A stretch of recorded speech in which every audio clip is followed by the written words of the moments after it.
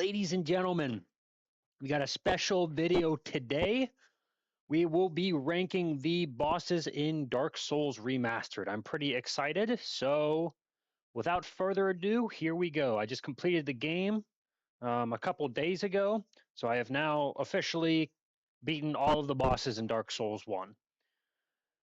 So, let's see. The first boss is the Asylum Demon. This big fella right here, he's the first boss that you meet in the Undead Asylum. He's a pretty good intro boss. What in the fuck is going on down here? Anyways, he's not bad.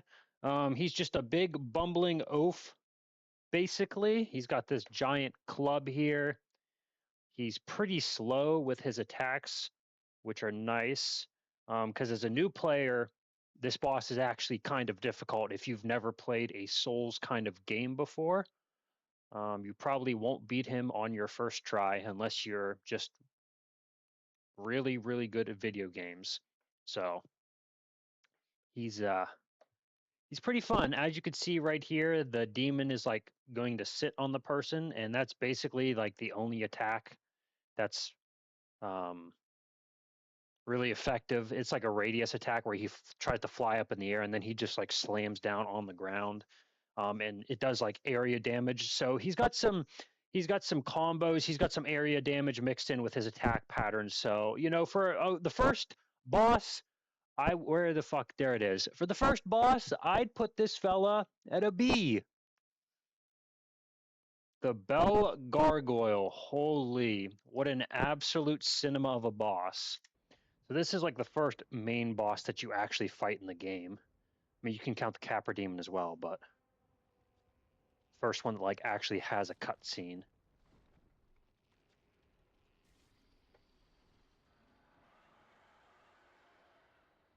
I just love the gargoyles. I think they're really cool creatures. The first time I played this game, I was absolutely horrible at it. And it took me like 20 hours. I'm not even kidding. It took me like 20 hours to beat them. I was absolutely horrible at the game. I'm still bad, but I'm less worse than I was before. And the music is also really good too. And then halfway through the fight, of course, you get the second one that spawns in. And he starts like breathing fire at you, so it's a bit is really irritating. But this is the only like multiple boss fight that I like, other than the Abyss Watchers and the Nameless King, off the top of my head. If you count the Nameless King, I don't know if you do or not, but I do, since you're fighting like the dragon and then the Nameless King at the same time. Really cool boss fight, the Nameless King. But anyways, yeah, I just really hate multiple bosses in a single fight, but this one is perfect in my opinion because of the diversity in the attacks. And there, you always have one flying around while the other one is down on the top of the church. So it's really fun boss fight. So what was that? That was the second one. So the Bell Gargoyle. Oh yeah, and also you ring the Bell of Awakening right here. This is the first bell. So pretty nice area. So what would we rank the Bell Gargoyle? And this is my personal list. I don't give a fuck about what other people think, about the boss. If it's bad, if it's good, if it's, cheap, if it's like a gimmick boss, I don't really care about any of that. But I really, really enjoyed the Bell Gargoyles. I think they present a fun challenge. So I am going to put them an A. Oh my god. And the next one we have is the Capra Demon.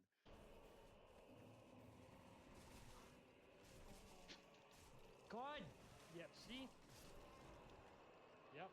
Right there. Right there is a prime example of what happens with these stupid fucking dogs. Need I say more, fellas? It's one of the worst and most miserable bosses to fight in the game. It probably is the most miserable in this game. So to start off, you've got two. So we've got the boss right here. You know, the Capra Demon. He's got the two blades. He himself is not necessarily a bad boss, but the problem is this arena is extremely small. He can basically swing the entire width of the arena. Like from if he's in the middle and he swings, he can hit both walls. Now you can try to hide behind these pillars on the right, but you can get stuck behind them quite easily. And the actual problem of the boss is these goddamn dogs. I hate the dogs in Dark Souls games. They are very fast, nimble enemies with small hit boxes that almost always hit you before you're able to hit them. Dogs attacks or anticipate them, you will almost always get hit. It's just horrible. It's absolutely horrible. And as you can see, they were attacking me at the same time, so I kept getting stun locked, and I just died to the Capra Demon right there.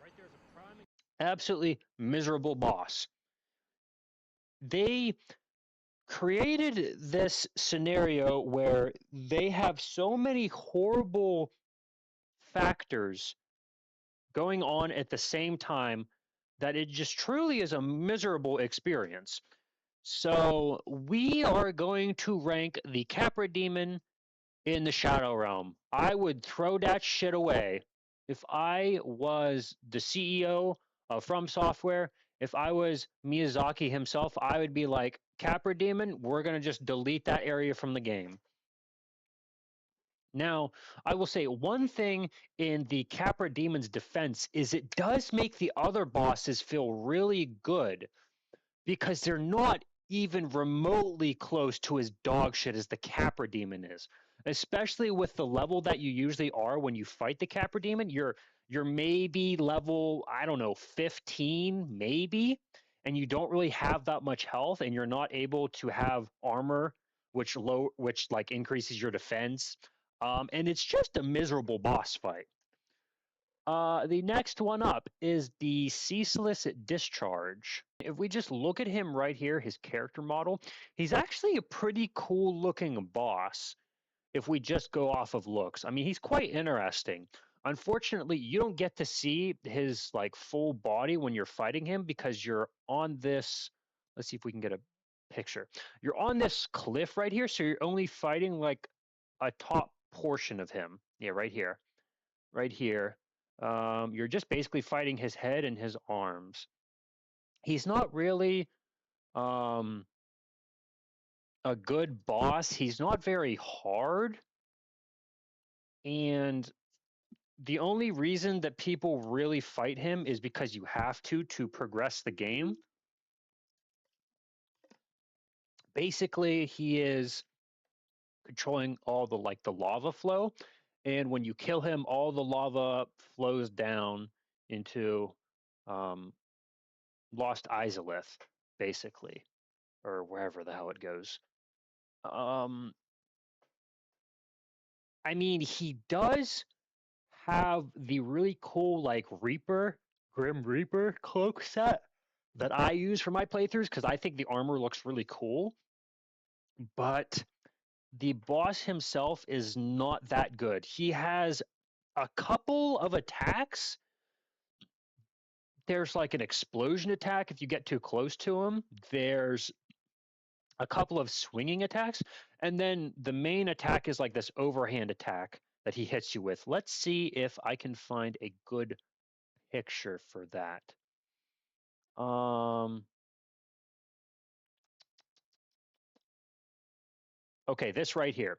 So this fella, there's so like the actual way that you're kind of supposed to fight this guy is there's a crack at the end of the boss arena that you're supposed to hide in, and he'll throw his arm down into it, and then there's like a delay before he picks up his arm, and you're able to attack it. That's basically the way that you're supposed to.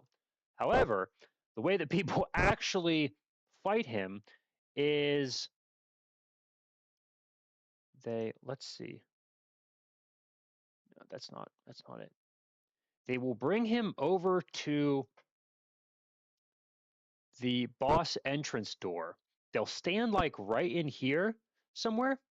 And then when the boss's arm goes down and the player hits him, it is an instant death to the ceaseless discharge. And I'm not really sure why. Maybe it's because his arm goes out of the arena and like it's an out of bounds death barrier.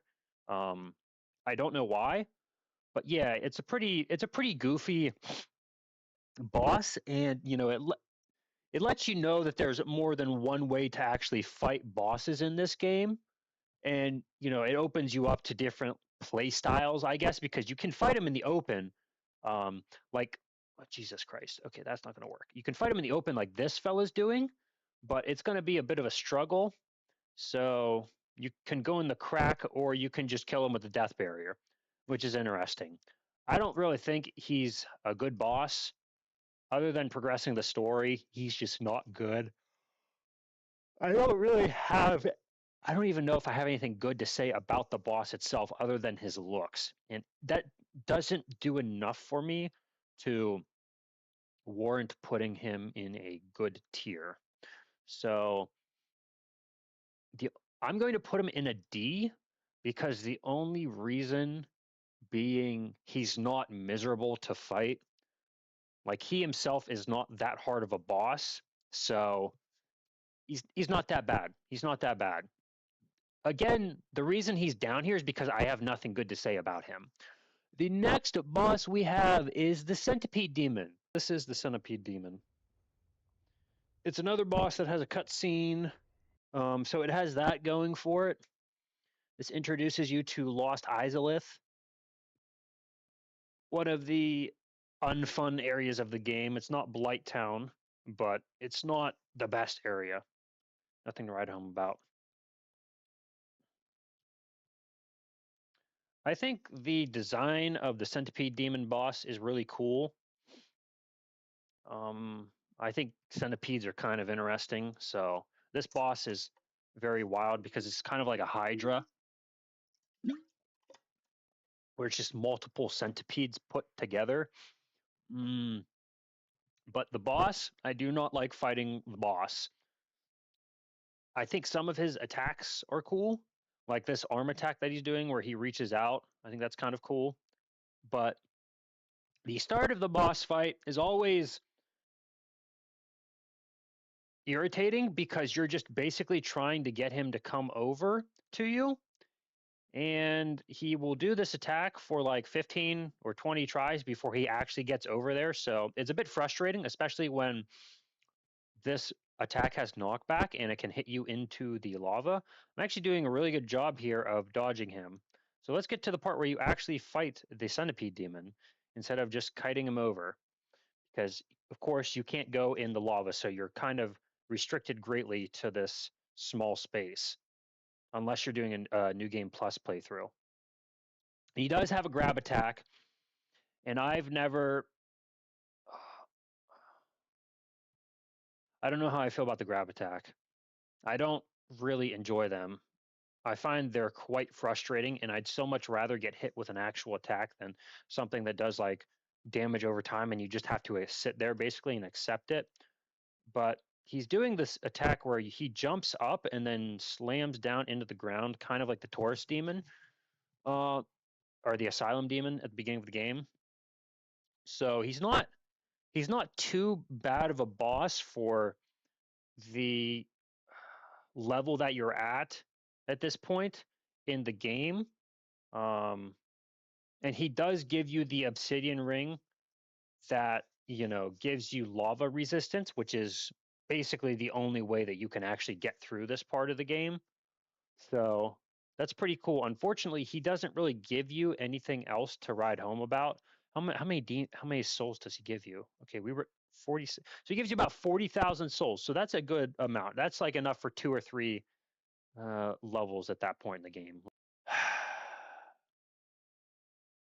He's not really memorable though,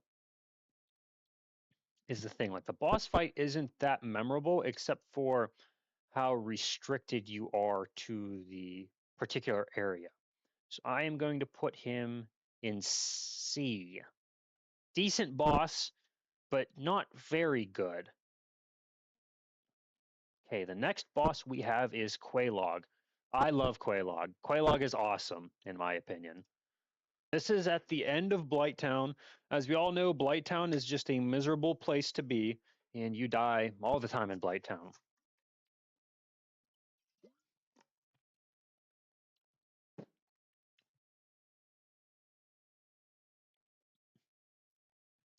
I like the cutscene, and of course, she has nice boobies, so she gets a point for that. You know, very nice looking lady. Now, I think Quelaag is a really great boss because she's one of the first bosses that teaches you to stay close to the actual boss because if you don't, you will get punished. Um, in my opinion.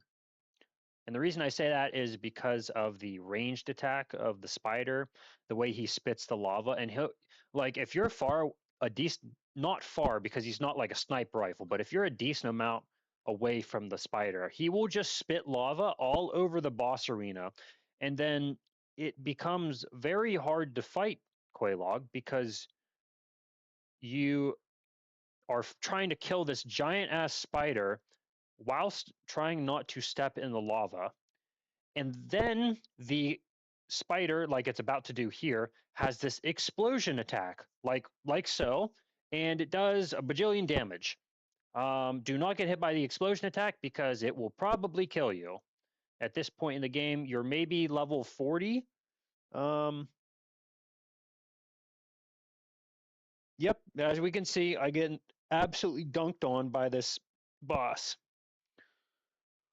Um, she's another main boss, so you have to fight her. She has a cutscene. The run back is kind of bullshit because you're usually poisoned by the time you get there, so you're automatically going to lose health. And then there's the Woogie Boogie people that you have to get past that throw rocks at you. And this right here is a prime example of why you need to stay close to Quelaag. Let's watch that back. So I'm back here, and Quelaag jumps and does the spit attack, and then I'm getting stunned. They do the atomic bomb attack, and then I just die. So, you know, that's never fun. No one likes that. But I do think she is a cool looking boss, and I like her attacks other than the atomic bomb attack. That one is really fucking irritating. I don't count Quelaag as like a two-person attack, like a two-person boss battle, because she's not attacking at the same time as the spider. Like usually only one of them is attacking. Like right here, she's only attacking and the spider's just, you know, is just there. Homeboy's just there as a hitbox.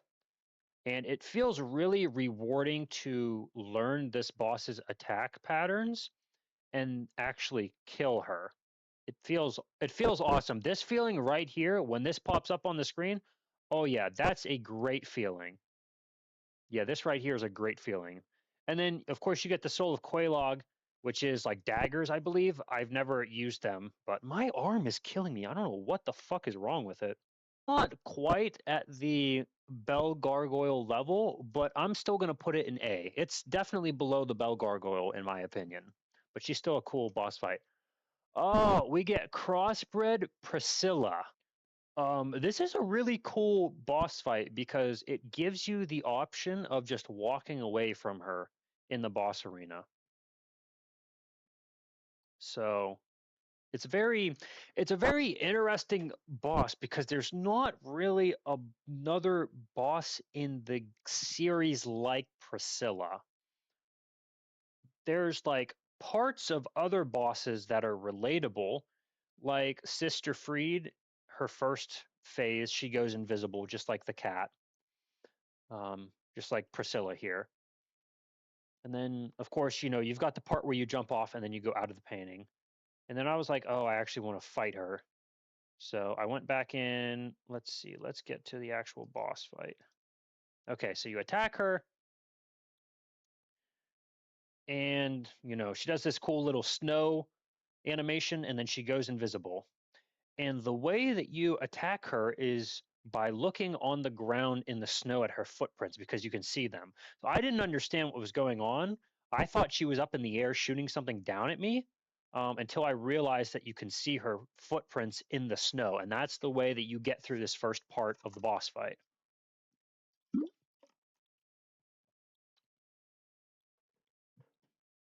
And here I am now. I'm looking for you know, for the footprints, and I'm just hitting her out of the invisibility phase. And she really doesn't do that much damage. Um, so it's a nice, fun boss to fight, and you get this cool scythe that she's holding. When I played through the game the first time, I killed her so I could get this scythe, because I thought it was really nifty, and I wanted to fight all of the bosses. And she's really not that hard. Um, it's an optional area that you don't have to go to, and adds no real impact to the story. She's kind of just there because the other lords put her there. I don't really know why. I'm not knowledgeable on the background, but I do think the area is a really cool place to be. I like the snow. Speaking of snow, we're about to get the LeBron James of snowstorms tomorrow. So let's hope your boy doesn't lose power because it's going to be cold as a motherfucker. So we're going to put her in A. I know, I know. I'm sure a lot of people would probably put her in B or C because she's not really that difficult and doesn't embody, what a Dark Souls boss should be in the believed opinions of people.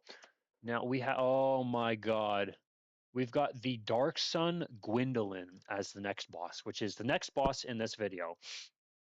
So there's an optional boss that you can fight at the very bottom of Anor Londo using that weird um, rotating contraption that lets you move from the main castle to where you come from. And this is a very boring boss to fight, in my opinion, because it's an infinite boss arena where this person is using a bow and constantly teleporting backwards. And it is a very frustrating. Yep, as you can see, this is my first time fighting this boss, so I had no idea what was going on. And I was like, okay, I just need to run him down until he's at the back of the arena, and then I'll be able to get him. And I began to realize that he just continues to teleport backwards, and there's no actual end to the boss arena. So if you continue on the kind of path that I'm using right here, you will never actually beat the boss, and it will be 20 minutes of you trying to run towards the boss and them chipping you down with magic and arrows. I hate ranged enemies in these goddamn games. They are all in it. As you can see, I failed to dodge there and I got stunned to death. So that was pretty interesting. But I hate ranged enemies. I've never been a ranged person. I don't use spells or bows or anything like that. I like the melee weapons. I think the melee weapons are fun and that they give a good challenge to the player. And as you can see, I did do a good chunk of damage here to Gwendolyn, so that's pretty cool. The only problem that you really have with fighting Gwendolyn is the Firekeeper in this area gets pissed at you and you have to fight them. And as you can see, that attack goes through the wall. So I was kind of pissed there. But yeah, this is another horrible boss fight that I just don't like at all. Not cool. I'm going to put them in E because I don't think it's nearly as bad as the Capra Demon. It's not as frustrating. It's not as irritating. You just have to basically hide until the arrows are done shooting and then run towards the boss. The Demon Fire Sage. Okay, this is basically the Asylum Demon, but it's down in the entrance to Lost Izalith before the Centipede Demon. It has the same attacks. It just does fire damage. It's literally the same thing. Um, I don't think it's as good because when you so let's take Call of Duty for instance. Who here has played Nuketown? Show of hands. Everyone should be raising their hands. We all know what Nuketown is. We all know what Rust is. We all know what Shipment is. We know what those maps are because those maps are generational maps. They are a fantastic start to what Call of Duty became and a good homage to where it came from. You know, it's just supposed to be a goofy little arcade shooter with score streaks and explosions, and you're in this little area fighting people for flags. Domination on Shipment is always an absolute um, catastrophic event because so much shit is going on and it's just awesome.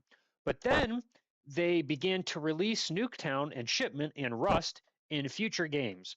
And while it still has the original idea of a fun little map that everyone enjoys playing on, what you're really there is for the development and hopefully the progression of the game into a better direction.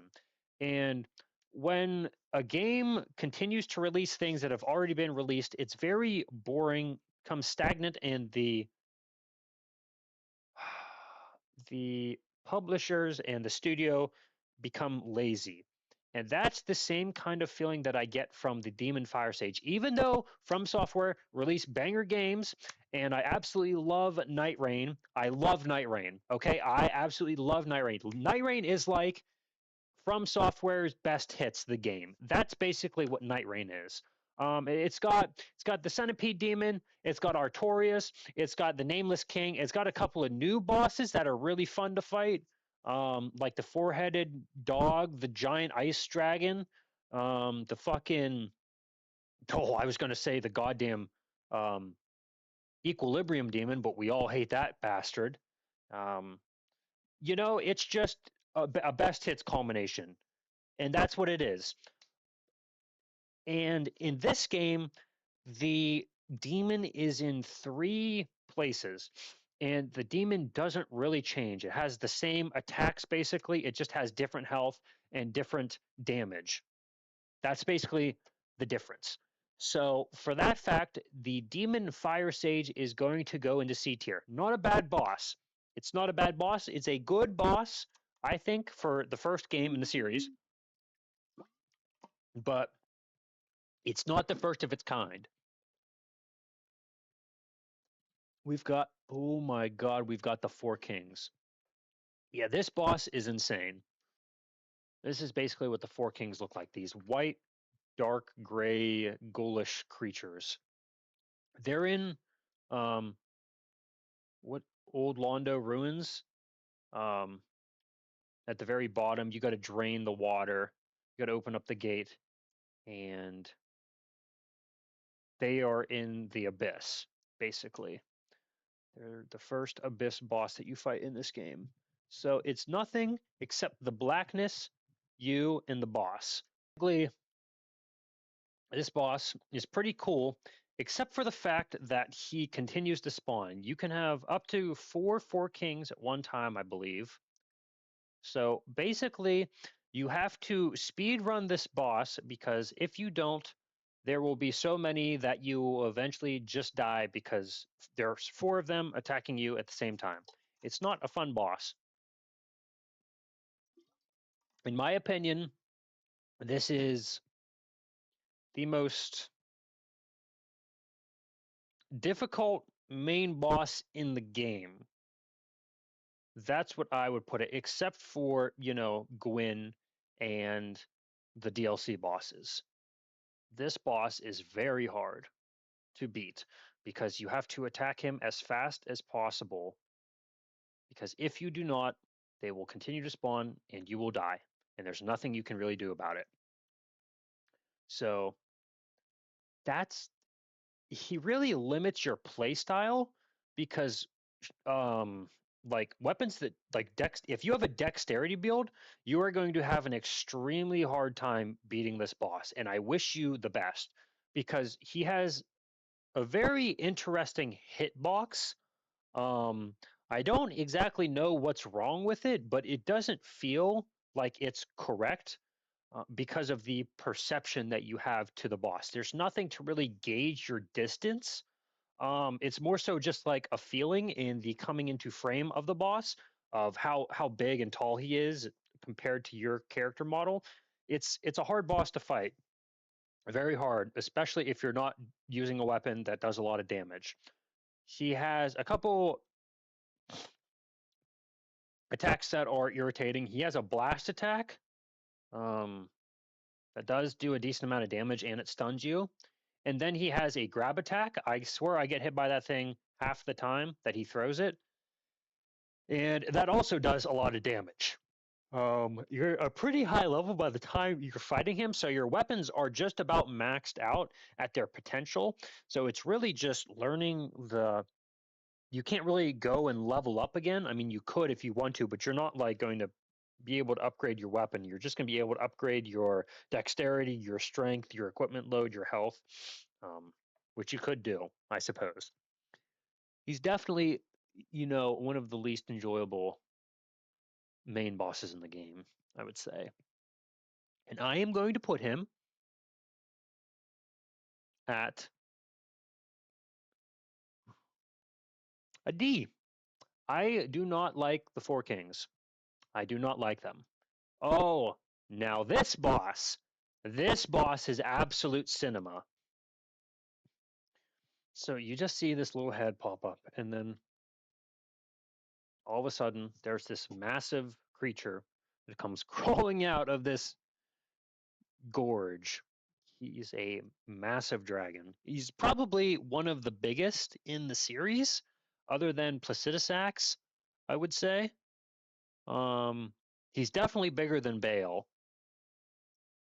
And he's just one of these bosses where you're in this massive arena, it's this giant enemy, and this is what Dark Souls is about. It's about a giant, goofy looking enemy because his stomach is like lower down and his entire front side is just a mouth. And, he has these giant attacks with a massive hitbox and really good damage against the player, extreme stun capabilities, and he rewards you selecting the area of attack because if you do headshot damage, you have like a 2 or 3 times multiplier on him. He's got a giant health pool, like all of the big bosses do in the game. He's absolutely a wonderful boss, I think. Um,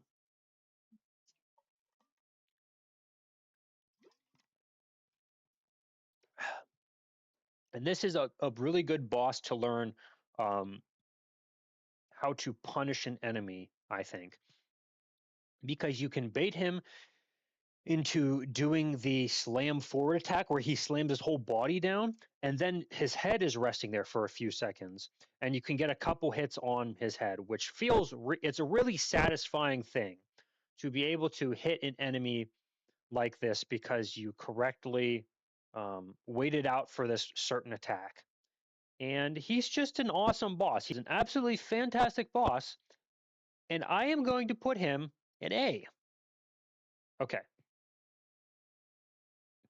The Great Grey Wolf Sif. We all love Sif.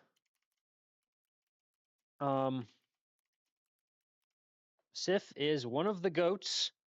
He was a real one to the end. This is the Wolf of Artorias, Mr. Sif. There's some fan art here. Yes, sir.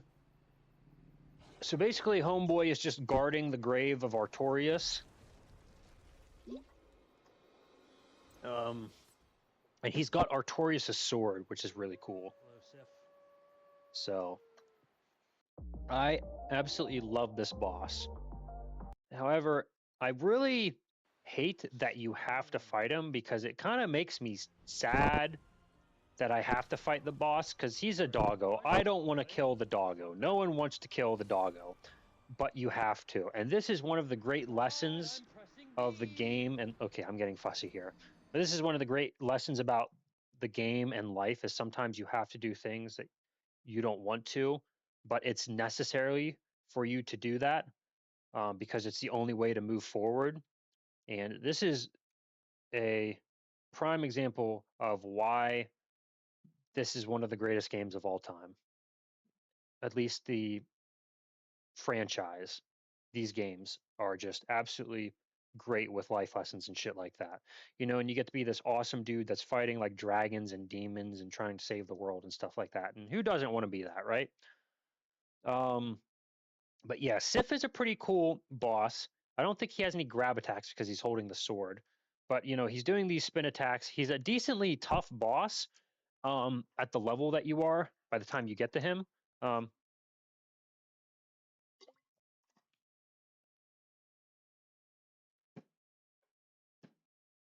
it's awesome. It's an awesome boss, but I'm just sad that I have to fight him because, as we're going to see here, yeah, he starts to limp at the end of the boss fight, and he's like still going on. His attacks get um, significantly weaker and slower, and it just makes you sad, you know, because you see this dog limping around, and he like his body language kind of changes. I don't really know how they did that, but it's really a work of art to see this boss.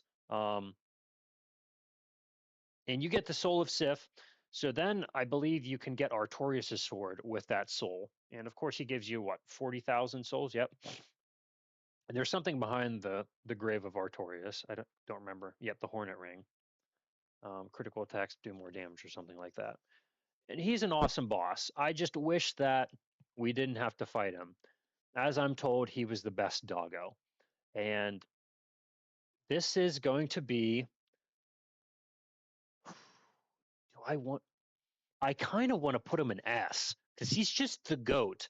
I mean, you know, every every great hero has their side character.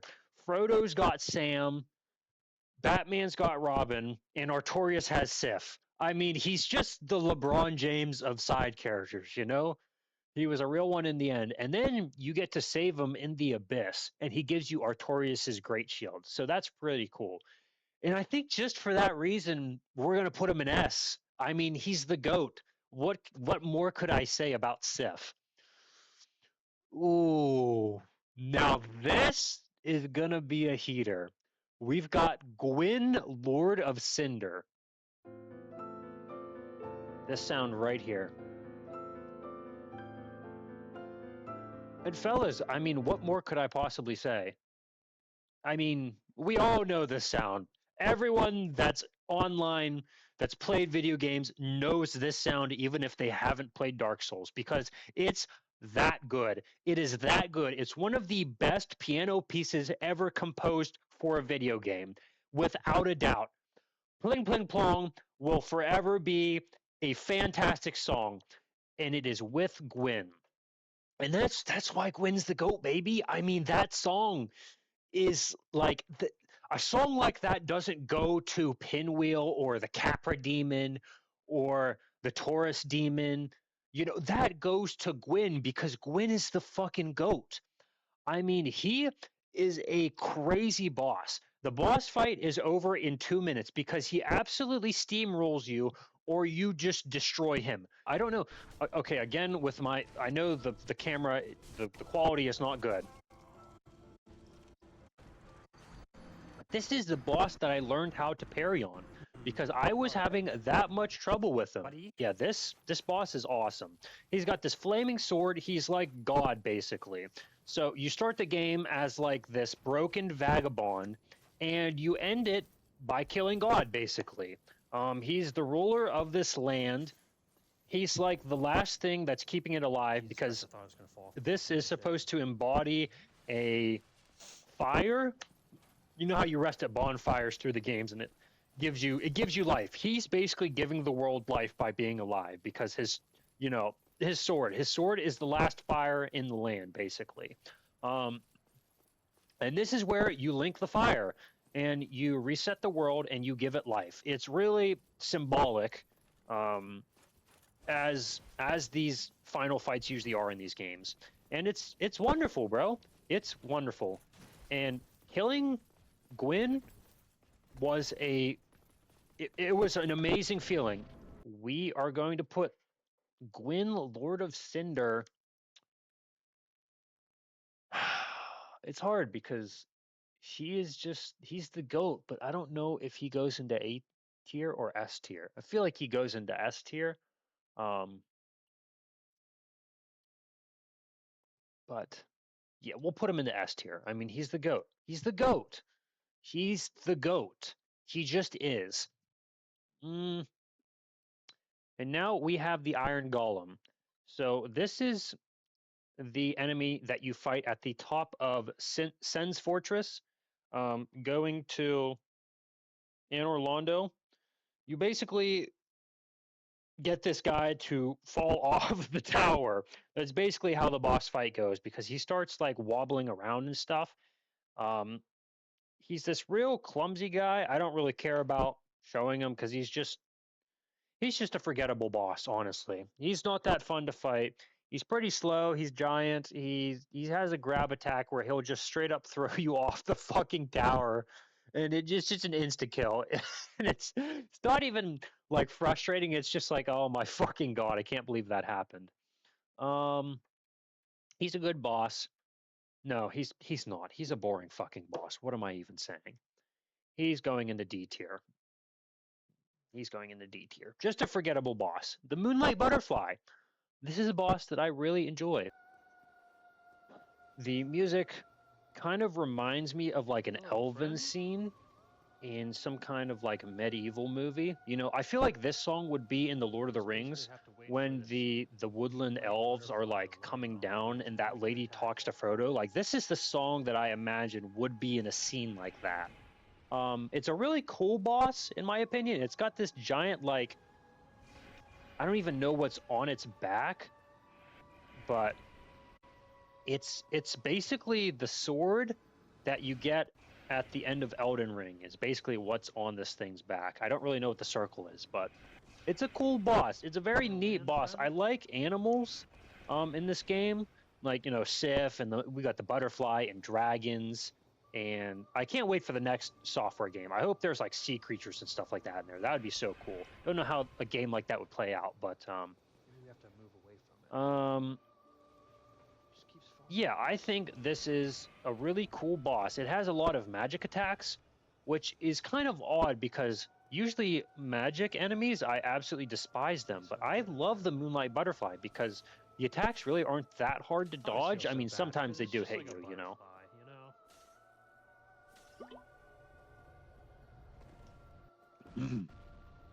Got this bomb attack there that it did. And I think it's just a great boss. It's not a hard boss. It's not a challenging boss. It's just a boss that you enjoy. You just enjoy the boss. This one is...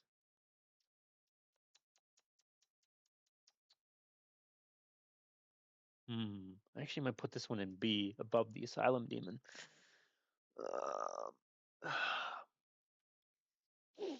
Yeah, I'm kind of thinking about putting it lower A, upper B. Yeah. We're gonna, you know what? We're gonna put an A. Fuck it. It can go below the Gaping Dragon.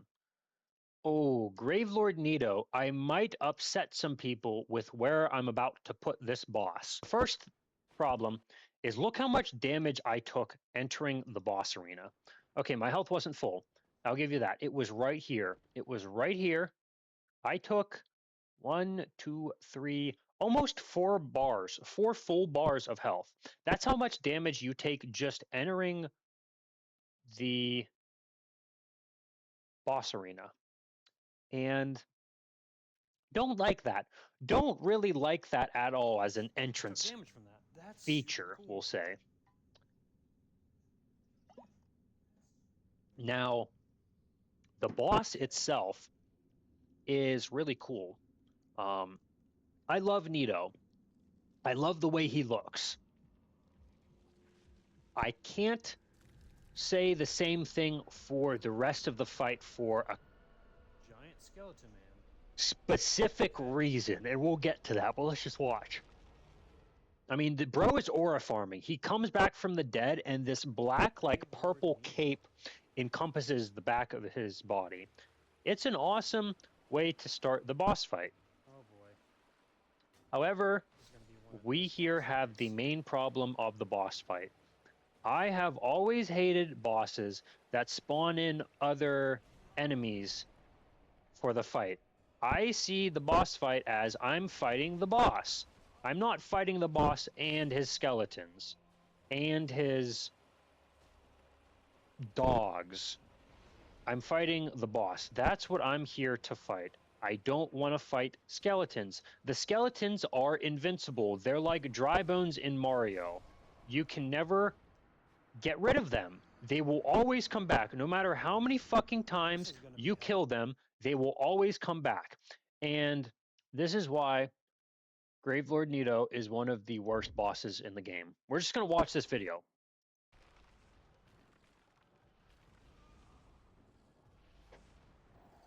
So this right here is the boss entrance.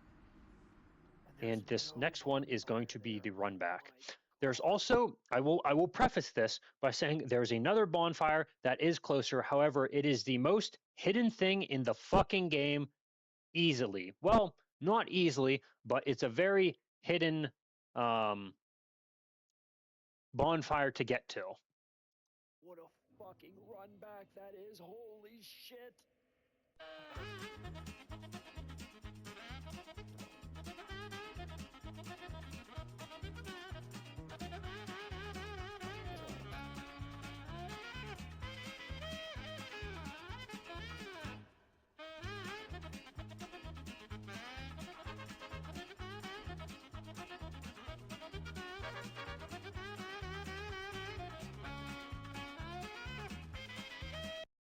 All right, that was the run back. That was 16 times speed. It takes about 3 minutes to actually run back to Nito.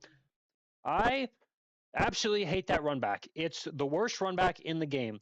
I know there's some opinions on the Bed of Chaos. I know that's the worst run back in the game. That right there. We'll get to Bed of Chaos, by the way. I see it down here. We'll get there. Cool boss. Everything about him sucks. He's going just above the 4 kings. You know what? Fuck the 4 kings. We're putting them down in E. Gravelord Nito, he's going into D. That is the worst run back in the game by far. I know there's another bonfire. I'm aware. I found it in my recent playthrough. I played through the game 2 times before, by the way. Had no idea the bonfire was there. Oh my god, that run back is horrible. Fuck him, he's going into D.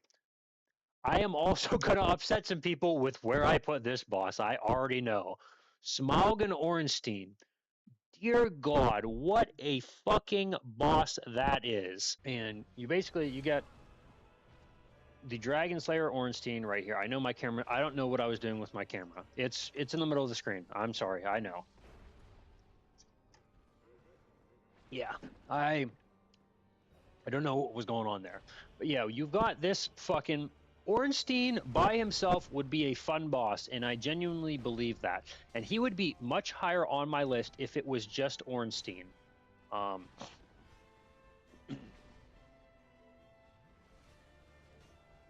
I hate Smaug. Smaug is like the fat,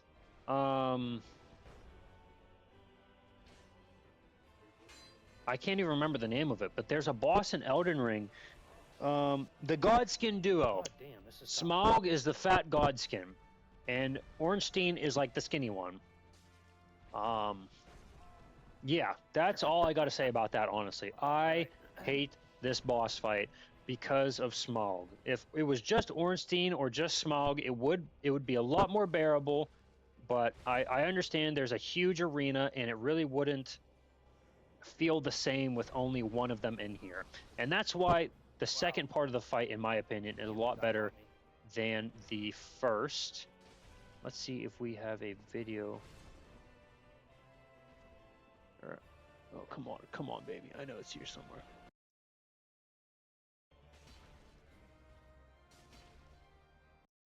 Yeah.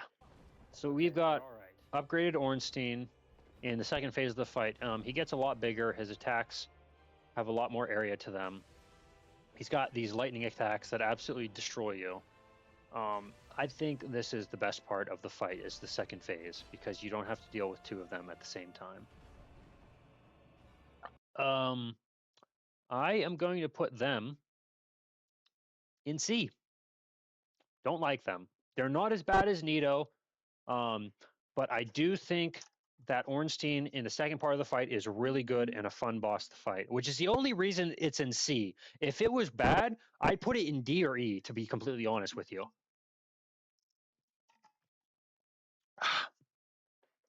This is another one that is going to upset some people, I think. Wow, I've got some crazy takes here. Pinwheel is going into C, just above Ornstein and Smog. It's this weird thing with multiple masks on it and these sticks coming out of it as arms with lights at the end of them. I don't even understand because the weird thing is at the beginning of the fight, he's over here by this table, like putting stuff together. Like, but he doesn't actually have any appendages to grab stuff with. It doesn't make any sense. I don't get it. I don't know how he does it. I don't know how he does it, but I think he's a goofy boss. He's extremely easy. You can kill him in literally 5 hits. I mean, it's a piss easy boss fight. I don't think I've ever died. I don't. Yeah, I don't think I've ever died to Pinwheel. I've gotten hit by him maybe once. I'm actually going to put him above Nito. Yeah, he's better than Nito, just barely, because there's nothing really bad to say about him other than the fact that he's not hard at all. Oh, we've got Seath the Scaleless. June 30th. Yeah, that was a very hot day. It was like 112 degrees out that day in Kansas. But this boss, Seath, he's a very cool looking boss. He's like this dragon that turned into this crystal thing because he was looking for eternal life. Um, he's got these really weird tentacles as legs. Mm, and you have to basically beat the shit out of this crystal before you fight him because as you can see his health just regenerates. There's a different area in the castle he's located in where you first see him and it's a scripted death. You have to die there. There's nothing that you can really do about it.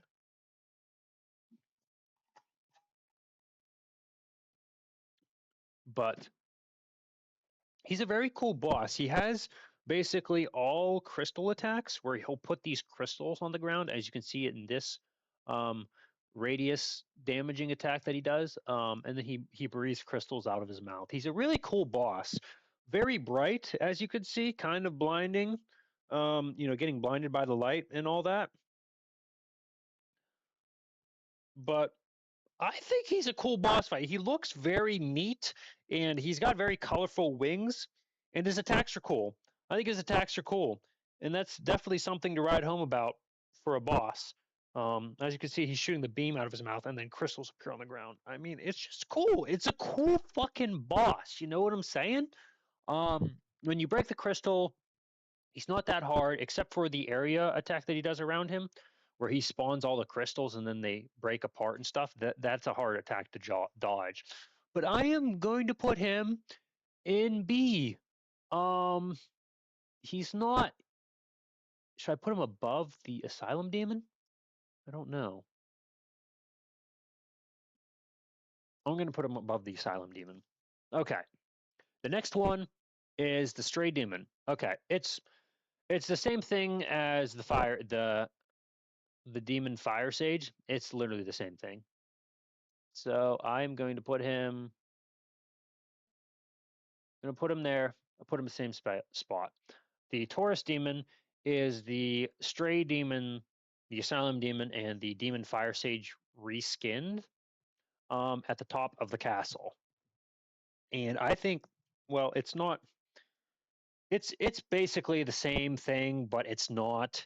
It's a giant, cumbersome enemy that has the same kind of weapon. It's got this giant axe um, that does these sweeping attacks. It can't really jump, but it's like a cool boss because it like shows you how to use your environment to defeat enemies. You can literally kill this boss without hitting it because it can walk off the edge of the map or swing itself off the edge of the map.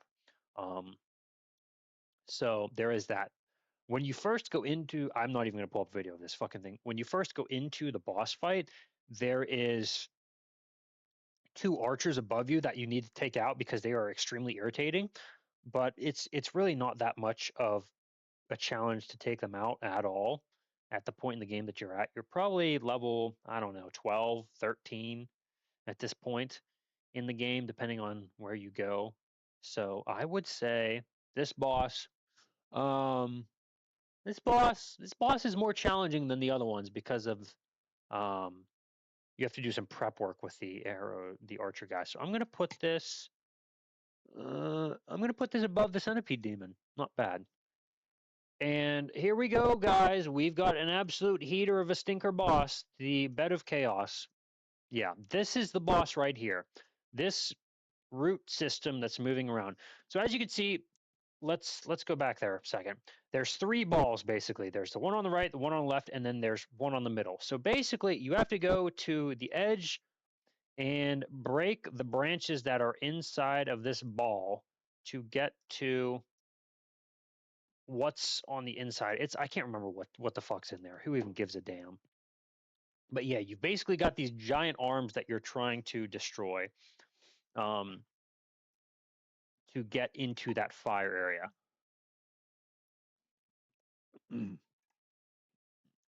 I break one of the arms here, and the boss fight instantly gets much harder. Not because of this. No, it's not because of any attacks that it has, but it's because of what happens to the arena. So we're running back here, running back. Do do do do do. The floor just opens up. The floor just opens up. It opens up. I I can't believe I jumped over that. But yep, as you can see, I just fell right through the floor. First time fighting this goddamn thing. I actually can't even believe I just jumped over that crack. Oh my god, put me on fucking phase because that was an MLG moment. Yeah, this boss is horrible. This is a falling to your death simulator. As you can see, the floor opened up there and the boss hit me into the hole. So that's a really fun attack, right? When the boss just hits you into the death barrier area. And the same thing happens on this side. Um, there's something's going on. I don't know. I don't know what this is. I've got no idea. There's a sun in there or something. And then, you run back and the floor opens up again. Um, yeah. And then, of course, he does the swiping attack or and the floor, yep, floor just opens up again. And then you get to the middle part and there's this branch and you get onto the branch and you just, wow, I did that on the first. There's no fucking way I did that on the first try. There's absolutely no way. I definitely died more to that. But yeah, the branch, get on the branch, you go down here, you kill this bug thing.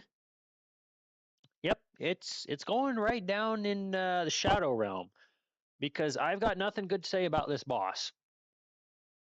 That's not true. I have one good thing. It doesn't have the worst run back in the game. That is saved for Nito. That's the only good thing I have about it, though. Oh my god. The next thing we have on the list is Artorias the Abyss Walker. The goat himself, the man of the hour. Let's look at our boy Artorias. This fucking boss is one of the best bosses to the date of this game. Oh my that god. ever was It's released. the fucking dude on my shirt. Yep, the Holy dude on my shirt. Yes, sir. Mr. Artorias himself. That's so fucking cool. Such a cool boss, though. He's one of the greatest bosses I've ever fought. There's there's like very few bosses in Souls games that are generational, but when you see them and you fight them, they are absolutely wonderful. You've got you've got Artorias, you've got the Nameless King, you've got Radon, Melania, Godric, um, Margit. You've got fucking is there any in Dark Souls 2? No, none in Dark Souls 2. I like the Fume Knight, but it's Dark Souls 2. Actually, the Lost Sinner. The Lost Sinner is a very good boss fight. I can give it to the Lost Sinner. You've got so many good dragons. Calamite is awesome.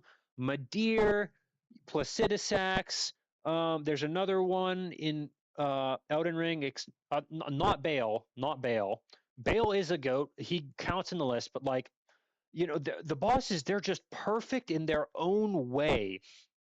And this was one of the first genuinely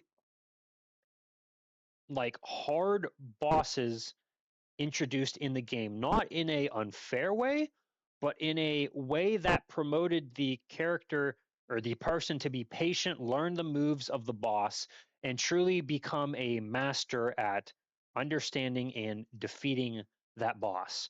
That's basically um, what this is.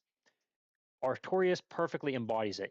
He is a hard boss to fight, but he's not unfair. He is a very fair boss that has lots of hard attacks. What does he even do here to kill me?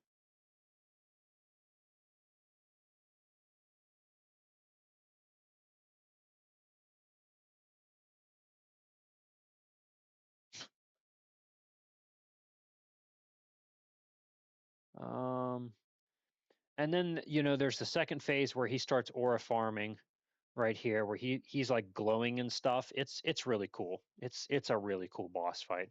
I mean, he's an absolute beast. I got so pissed here when I died to him because that was the closest I had ever gotten to beating him.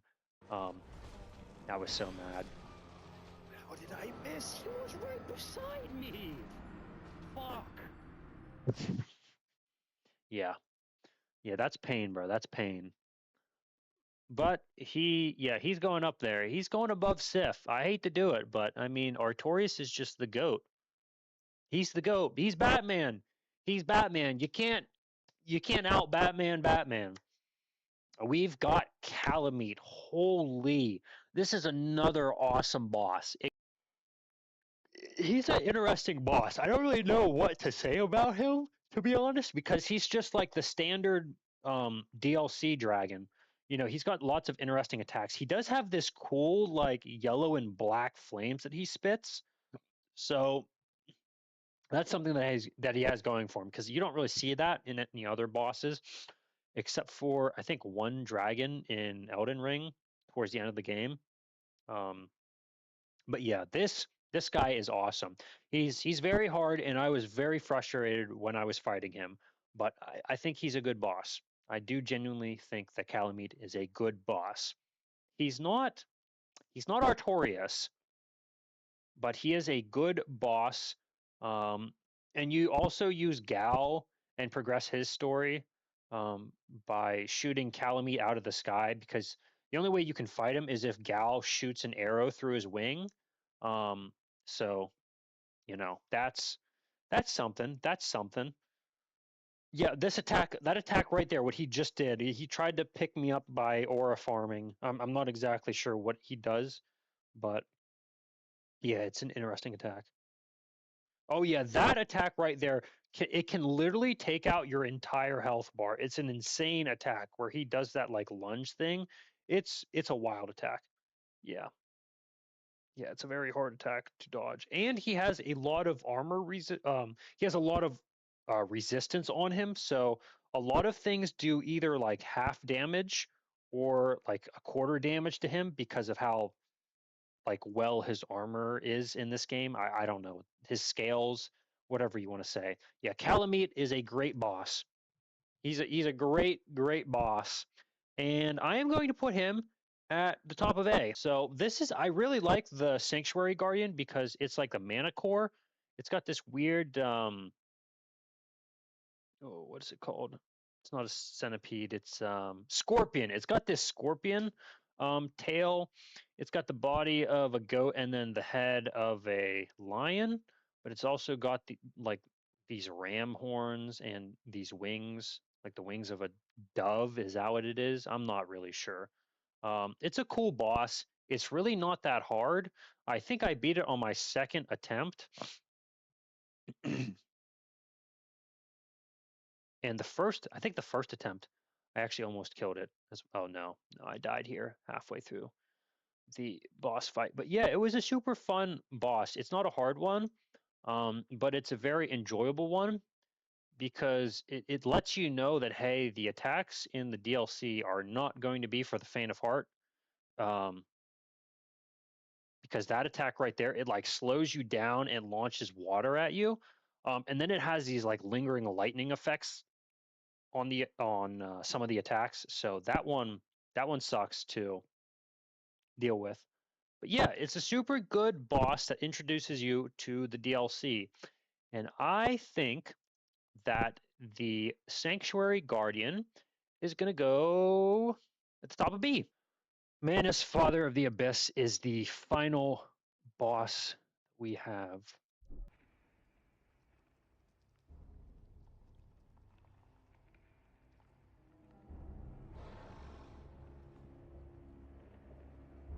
I guess that is him, actually. Okay.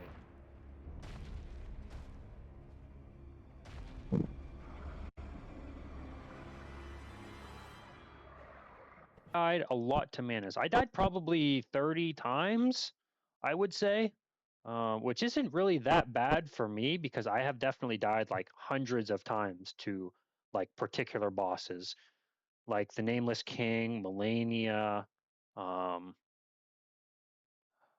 the Consort Radon. Yeah, the Bell Gargoyles probably first time I played this game through. But yeah, very, very hard boss. Very hard boss. He's cool. He has some interesting attacks, like that attack at the beginning of the video. The only way you can actually dodge that is by going and dodging towards Manus. I gotta put where do I put him at?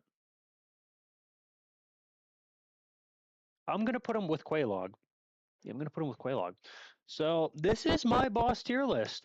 I know I definitely upset some people. Probably the Four Kings, Nito, Ornstein, and Smog. Honestly, I was pretty generous on them. I should have put them in D tier. Um, I just didn't feel like they fit the kind of bosses I had in the D tier category and the reasons I had for putting them here. Because the second phase of this fight is actually really enjoyable with Ornstein. Not so much Smog. I fought both of them in the second phase, and defeated both of them in the second phase, and I like Ornstein more. I definitely like Ornstein more. Let's see what else to say. What else to say? Yeah, I mean, all the demons basically went in the same spot, except for the Asylum demon and the Taurus demon. Um, we've got the Sanctuary Guardian, great start to the DLC. We've got the Moonlight Butterfly, Gaping Dragon is awesome, and then we've got the other bosses, the other goats. Um, so my number one would be Artorias, and then Sif, and then Gwyn, and then Calamite. So tell me what you guys think in the comments section below.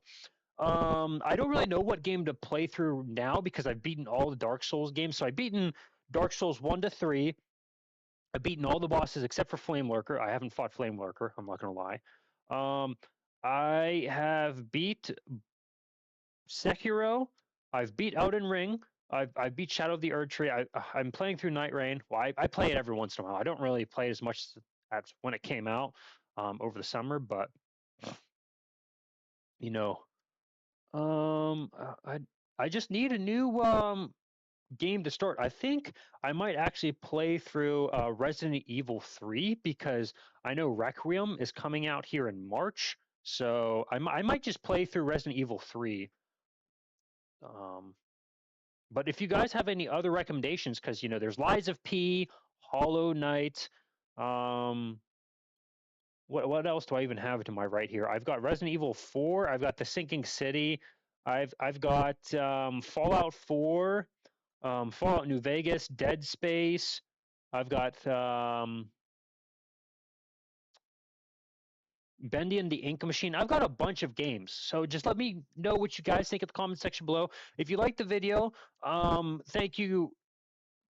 And tell me why in the comment section, by the way, because I'd like feedback on my videos. I'd like to make them better and more enjoyable for people. I'm not really sure how I'm going to edit this because I was just basically yapping the whole fucking time. But yeah, I will probably try to edit this and get it pushed out before the snowstorm hits tomorrow, because I'm not kidding. It's literally going to be the LeBron James of snowstorms. I was looking at the radar and it said we're going to get 21 to 24 inches of snow tomorrow. So, yeah, I hope you guys are staying safe and warm, and stock up on non-perishable goods. Get some water. Just be ready. Just be ready, because something might happen and your power might go out, and that would suck. So good luck, everyone, and I will probably see you all later tonight. But if I don't, have a wonderful night.